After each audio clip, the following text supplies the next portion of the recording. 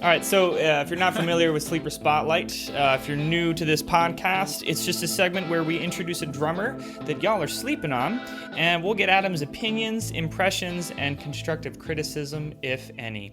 Yup. First off, we'll start with Simon Riley drums. Okay. Simon Riley, here we go. It's got the L80, is that the word? Yeah.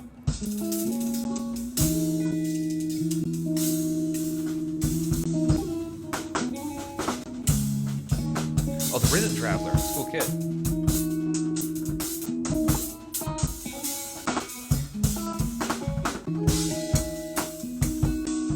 Weird hearing like it fully performed with a quiet kit like that. Interesting.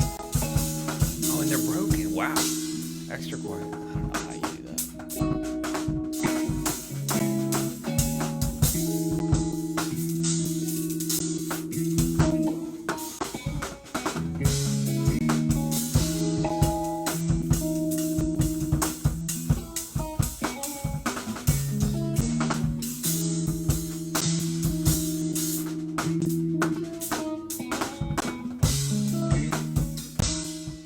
Yeah, a lot of clean ideas for sure. I mean, definitely executing some like upper intermediate to even advanced sort of concepts there for sure. I would say my first thought is that it is very, very busy, almost to the point where it is, what's the best way to say it? It's hard to appreciate an idea because the idea has passed and a new one is here already, right? So it's almost like, my first thought is let the point land in that when you have a good concept, a good feel, a good rhythmic thing that you want to say, which you had many of them throughout this video, allow that to hit home and to like slam into the listener. Let them sit with that for a moment instead of saying like, did you hear it? Next one. Did you hear it? Next one. Did you hear it? Right? That sort of thing.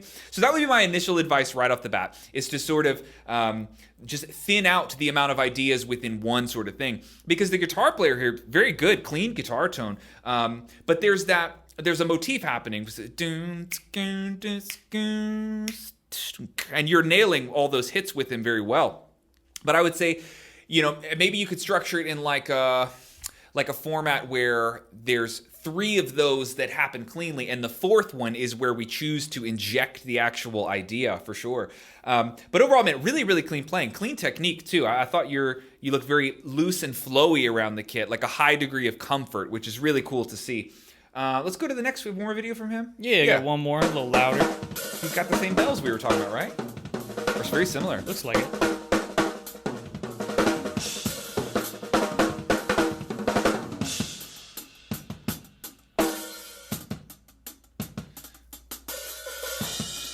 Very clean, articulate playing, man.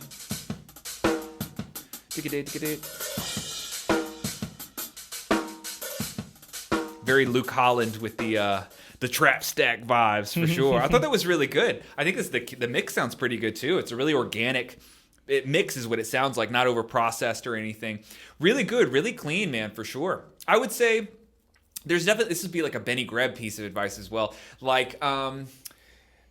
Like I can tell, and I'm guilty of this too, I do this all the time. I can tell that you are executing, your playing here is at the upper end of your skill set. What I'd like to see, and I want to see this from everybody, and I still deal with this all the time, is playing at like a 7 out of 10 of your own skill set, right? So for me, it seems like you are pushing and reaching at the top end of your skill set. So that would be the most creative concepts that you have, the fastest that you can play them. And that doesn't mean that what you're playing isn't clean. It's very clean. I think there were no, I guess what I would call like mistakes or like flubs or anything. I mean, like everything was fine. Like that's probably why you posted this recording, because it sounded good. But there is something to being able to tell when someone is pushing at their skill set as opposed to backing down to like that 7 or that 8 out of 10. There's something to that makes your playing appear that much more comfortable when you do that. So that would be a challenge that I have for you. Simon, right? Mm-hmm. Yeah. So Simon, that would be a challenge that it would have for you. And it's a weird like dent to the ego sometimes, because you go, well, I could play that a little faster. I could play that, with a couple more notes in there. But it does something to the presentation of your playing when you choose to back that skill level down a little bit. So as impressive as some of these concepts were, definitely the trap stack stuff, that was very, very clean and quick too. I would say it has a different hit. It lands different with the listener when you very slightly back down from that top speed or from that really creative, like pushy territory when it's up towards the upper limits. But overall, man, I thought your technique was very, very good. I think your playing is very intentional. I think you lay into the notes you mean to lay into. I think one of the arguments would be that if you back down that speed, back down that upper tier of where your skill set is, then you end up being able to be even more intentional so that the punches land cleaner, they land harder, right? But overall, man, very, very good. Great technique, very intentional playing, and some really creative ideas. So this is an awesome one. Cool. So next up is Ben Drummond 59. Go ahead and click on the front-facing video first. Guy with the beard. Okay. Good gyro.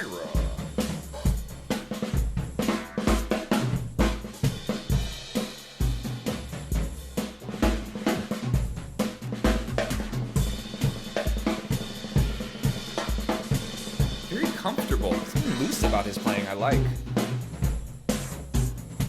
Oh, he's got the octapad. That's the sounds in the background. Octapad is so good for that.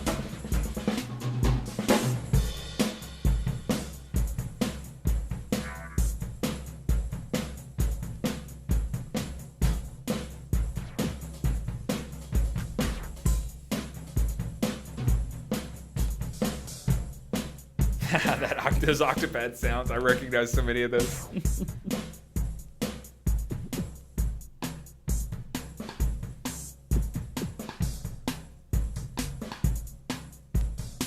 Creative, man, for sure. Yeah. I mean, really good, very creative. So I guess I'll just start with like obvious things that I see. I see a little bit of elbow use in there, that sometimes the strokes come from. Well, let me clarify. Your grip is great. I feel like the way the stick is sitting in your hand is very, very good. So if I freeze frame the video, your technique looks absolutely perfect. So it's not like how you're gripping the stick. That looks excellent. But I do see a good amount of power or energy being generated from the elbow. So that's bicep and tricep sort of generating a lot of the power. So I would say focusing on getting a bit more of the wrist action happening is going to be in your favor. It's something you should work on a little bit. And let me grab a pair of sticks, actually. I'll show you a really cool exercise for this. One second. Oh, I got it right here. So one of my favorite ways to do this is to balance a stick like this over there. And if you balance it across your forearms, can you get that stick to stay still? Because if you're using the joint of your elbow, right, the biceps and triceps, you will see this stick move a whole lot if that's where the power is coming from. And to isolate the wrist, if you just leave that perfectly still, you'll notice what it feels like to transfer that energy to have it come from your wrist instead. So it's a cool exercise to just sort of see where you are. Because I do see a little bit of the bicep tricep working. Another thing, I had to work a long time on this one too, is elbows. It should almost have your elbows should be hanging underneath your shoulders. As soon as there becomes, I'm wearing a black shirt, it's probably hard to tell. As soon as it becomes any distance between your elbows and your ribs, to me, where that comes from a lot of times is like this balancing attempt. Whenever things flail out, like whenever pinkies come off the stick and whenever elbows come out wide, whenever you make yourself wider, it is typically in an effort to balance. It's something that your body does naturally. Your body will make this attempt to balance itself by getting wider. So if I put you on a tightrope, you would go like this right away to balance. It's a really, really natural thing that our bodies do in a lot of different contexts. And part of that, getting a better balance on the drum set, a lot of it is just relaxation. It's choosing to let the shoulders out, let the elbows hang, right? Some of that tension is to try and be more comfortable in a weird way. And I think if you look at some of the most comfortable, confident drummers in the world, they have this loose, hanging feel to them. Think Benny Greb, think J.P. Bouvet, think about the lack of tension in their playing, the hanging looseness that is their body language, right? So I would say those two things stuck out to me very quickly. Put a lot more attention on that wrist motion. Try to get the bicep and tricep out of it and relax that elbow joint, and then hang from the shoulders. Let those elbows sit underneath you a little bit more. Those two things I would focus on in like the technique realm. As far as what I loved about this video, creativity. I thought your ideas were very cleanly executed. I didn't hear a lot of what I would call physical guessing, where you're just sort of making up on the spot some like random stuff that you haven't really thought out all the way. I don't think you're that kind of player or that kind of person. Every one of your ideas in here seemed very, very well thought out, in that you're not playing things that you haven't practiced to some degree. So I thought what ends up happening there is your ideas come off very cleanly. Everything sounds well thought out. Just like a person who speaks on a particular topic, it's weird when somebody like launches into a topic and you can tell, like, are you just making stuff up? Like, have you ever thought about this before? People do that musically sometimes, and you seem like the antithesis to that. You seem like a guy who is very intentional about what you play and why you play it, and I like that a lot. So I'm going to play, we have one more video from him, right? Yeah. Okay, let's go to the next one. Here we go. Check this out.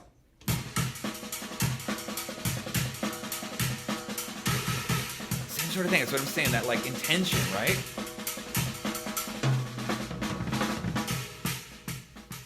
Cool. Really, really cool. Definitely, yeah, I mean, pretty quick, for sure. Let me play that one more time. That was a short one.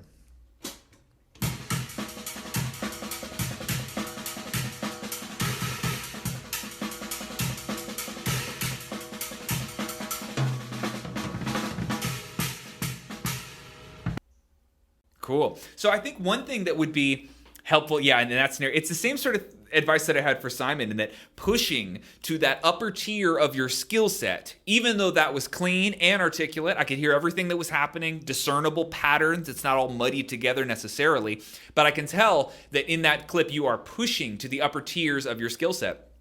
If you back down and play at a difficulty level of 7 out of 10 instead of 10 out of 10 for you, it ends up cleaning up those ideas in a way that is really discernible to a lot of people. So that would be my advice there. And another good piece of advice, I think, would be that some of the dynamic levels in here, all those left-hand snare ghost notes, you're not trying to make them all the same level. There were some ghost notes that were a little bit louder than others, right? So there's some dynamic play in your left hand in this clip.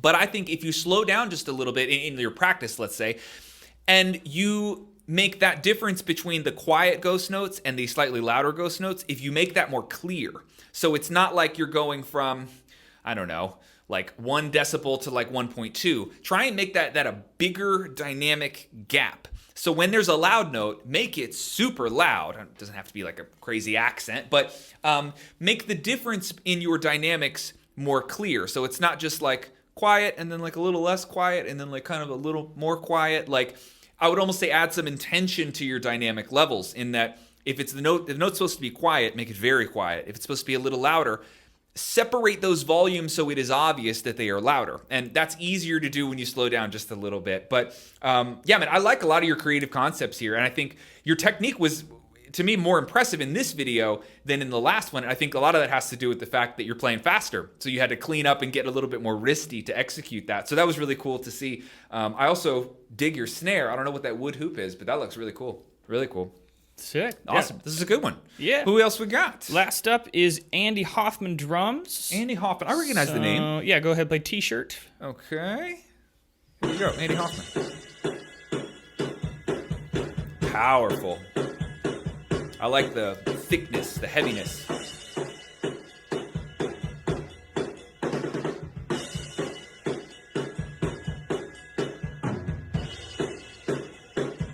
Exactly the kind of player you want for a live setting, right? You see that power, sort of like a heavy-handed thickness to his playing. Yeah, I like that a lot for sure. The word intention applies again. I know I used that for all three of them today, but that word applies for sure. Very intentional, very heavy-handed. It's one. Yeah, I mean, I need to watch that again to give any real like feedback necessarily. I love the heavy-handedness of it. It's very cool to see that. One more time.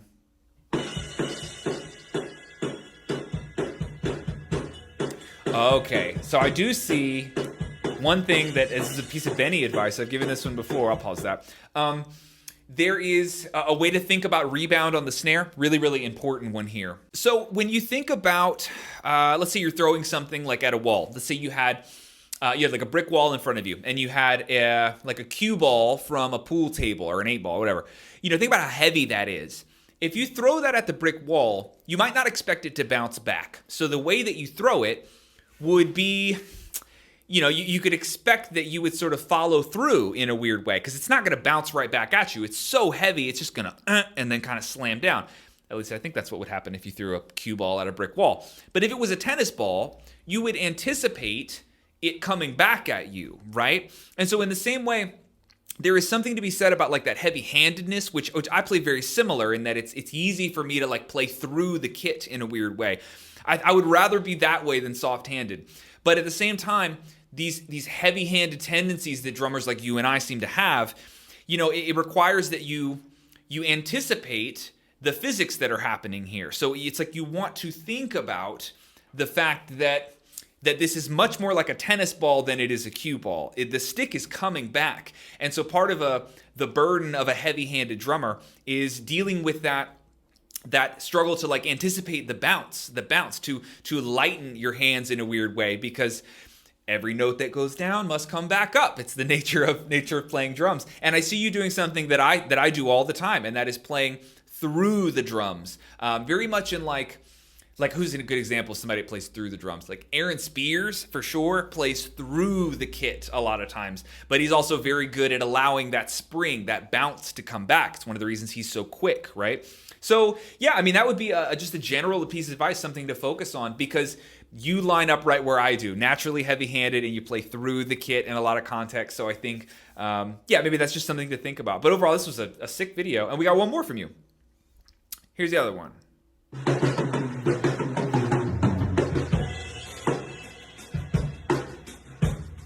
Very clean. Those toms sound good too. EC2s.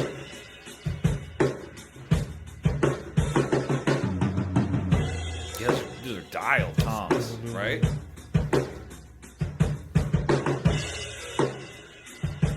Open-handed too.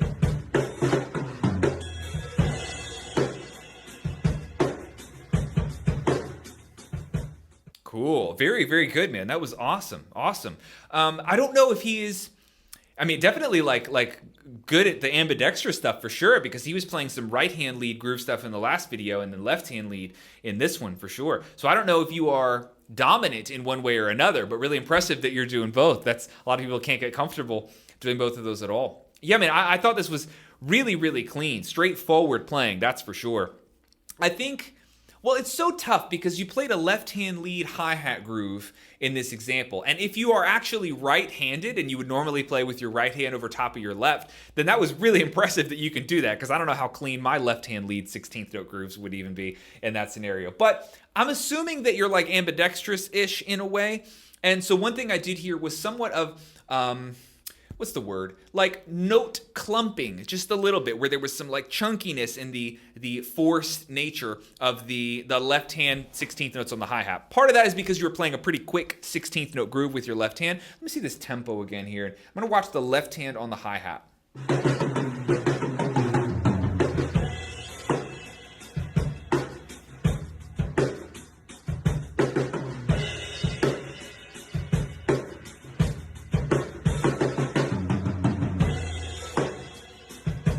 Those open hi-hats are very clean.